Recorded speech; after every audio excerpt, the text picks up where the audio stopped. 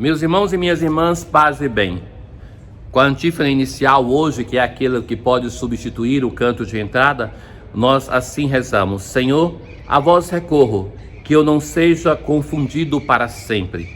Vós me tirais do laço que me amarraram, vós sois meu protetor. Hoje, na primeira leitura, nós vamos ouvir a história de José. José é um dos filhos de Israel e é aquele filho que é apresentado como o mais amado, o filho da esposa que ele mais amava, Raquel. E por isso os outros filhos estão no campo e ele pastoreando o rebanho, e José ele tinha consigo, então ele mandou fazer para José uma túnica, e isso então fazia com que os seus irmãos, tendo José considerando-o como o filho predileto, então o odiavam e já não lhe podiam falar pacificamente. Então Jacó manda que José vá até o encontro dos seus irmãos, e enquanto eles estavam ali, eles tramavam a morte de José. Quando José chega, eles então o colocam nu dentro do poço seco, e então Rúben, que vai mediar: não lhe tiremos a vida. E decidem então que eles o venderiam para comerciantes que estavam passando por aquela região. É melhor vendê-lo a esses ismaelitas e não manchar nossas mãos, pois ele é nosso irmão e nossa carne. É assim que vai dizer Judá. Concordaram os irmãos com o que diziam. Ao passarem os comerciantes madianitas, tiraram José da cisterna e por 20 moedas de prata o venderam aos ismaelitas, e estes o levaram para o Egito. Então, nessa história de José, o que nós vemos? Que Deus é aquele que tem o timão da história do seu povo. Então, mesmo diante da ruindade humana, que vão pegar este José e buscar fazer o mal a ele então depois vai se tornar José um instrumento de salvação de Deus para os seus irmãos. Lembrem que ele vai chegar no Egito não valendo nada, é um escravo, e se torna então o vice-rei do Egito. E ali então é ele que vai organizar o Egito em tempo de fartura para sobreviver no tempo de seca, no tempo de sofrimento. E se torna o Egito o celeiro para aquela região. E é estando ali que ele vai acolher o seu pai, os seus irmãos, na volta deles para o Egito. Agora, o que vai acontecer é que José, sendo o poderoso do Egito, ele, quando encontra os seus irmãos e os reconhece, ele poderia se vingar dos seus irmãos, mas ele não o faz. Ele vai agir com amor, com misericórdia. Então, na história de José, nós vemos de novo um outro patriarca que é a imagem do Cristo.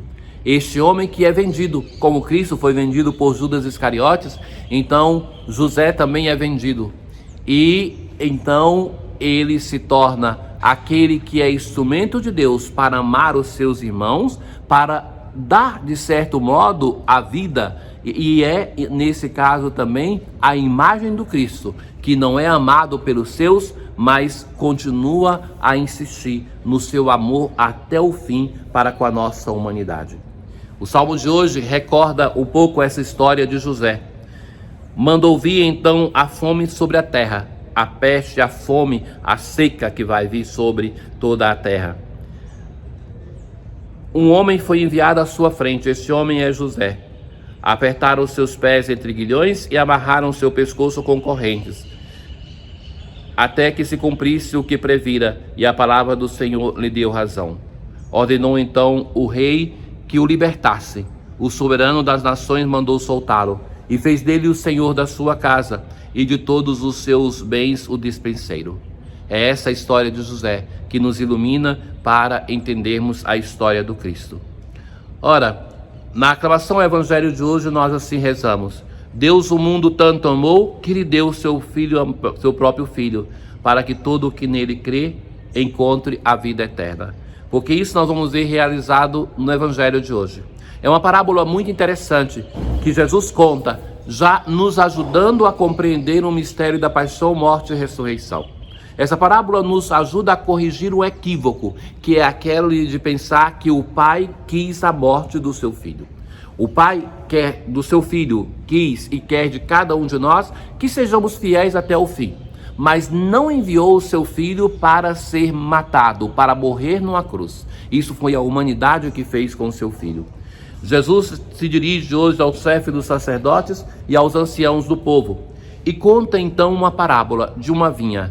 A vinha é por excelência, lembre que no Antigo Testamento já tinha esta relação, é o símbolo da casa de Israel.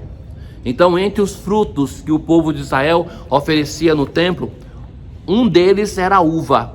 E a uva, junto com outros 6, era o símbolo de Israel. Mas, sobretudo, o símbolo por excelência que vai ser usado pelos profetas é que Israel é a vinha do Senhor. Ora, então, um certo proprietário plantou uma vinha. E veja o cuidado que ele vai ter com essa vinha. Cerca em volta. Fez nela um lagar, aquele lugar onde se depois pisa a uva para fazer o vinho, e construiu uma torre de guarda.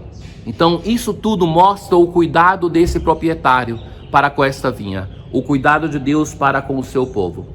E ele então vai arrendá-la para vinhateiros. E depois então ele manda o primeiro grupo de servos. O texto vai dizer servo, na nossa tradução está empregado, mas servo é a expressão por excelência para designar os profetas. Então esses foram espancados, matados e apedrejados. Então o proprietário mandou um grupo maior. A segunda geração de profetas é um grupo muito maior do que a primeira. Então eles também trataram da mesma forma. E agora então, o que faz o proprietário? O que faz Deus? Vai dizer, vou enviar meu filho, e vai dizer assim, ao meu filho eles vão respeitar. Então por isso que Deus envia o seu filho Jesus. Não os envia para que fosse matado como os profetas, mas no esforço para estabelecer relação com os vinhateiros, vai enviar o que tinha de mais precioso, vai enviar o seu próprio filho, pensando, ao meu filho eles vão respeitar. E quando eles veem o filho, eles vão dizer, esse é o herdeiro, vinde, vamos matá-lo e tomar posse da sua herança. Agarraram, jogaram-no para fora, então Jesus, que é crucificado fora da cidade, e o mataram. Pois bem, agora Jesus pergunta aos seus interlocutores, que são, no início da parábola, está dizendo, no início do texto, os chefes dos sacerdotes e os anciãos do povo. Pois bem, quando o dono da vinha voltar, o que fará com esses vinhateiros? E eles mesmos vão responder, com certeza mandará matar de modo violento esses perversos e arrendará a vinha a outros vinhateiros, que lhe entregarão os frutos no tempo certo. Então Jesus vai dizer, pois bem, vós nunca ouvistes as escrituras, a pedra que os construtores rejeitaram tornou-se a pedra angular? Por isso eu vos digo, o reino de Deus vos será tirado e será entregue a um povo que produzirá frutos. É tirado da vinha do Senhor, que é a casa de Israel, e entregue a todos nós. Nós produzimos frutos ou somos como o povo de Israel, que mata os enviados do Senhor para não ser incomodado com uma palavra que muda o nosso coração. Então os sumos sacerdotes ouviram e compreenderam que Jesus estava falando deles. Então procuraram prendê-lo, mas ficaram com medo das multidões, pois elas consideravam Jesus como um profeta. Que não é grande coisa considerar Jesus como um profeta, mas já é alguma coisa. Na oração de hoje nós assim rezamos. Concedei-nos, ó Deus Todo-Poderoso, que purificados pelo esforço da penitência, cheguemos de coração sincero às festas da Páscoa que se aproximam. Então a festa da Páscoa cada vez está mais próxima e nós falamos mais uma vez, purificados pela penitência. O que nós fizemos até agora com essa quaresma que está já cada vez mais escorregando pelas nossas mãos, como quando tentamos pegar areia ou água nas nossas mãos. Então o tempo passa e sempre é uma ocasião para nós voltarmos ao Senhor, na consciência de que a Páscoa está se aproximando e que nós precisamos fazer um caminho sincero de conversão. Tenham todos um bom dia. O Senhor esteja convosco, Ele está no meio de nós. Abençoe-vos o Deus Todo-Poderoso, o Pai, o Filho e o Espírito Santo. Paz.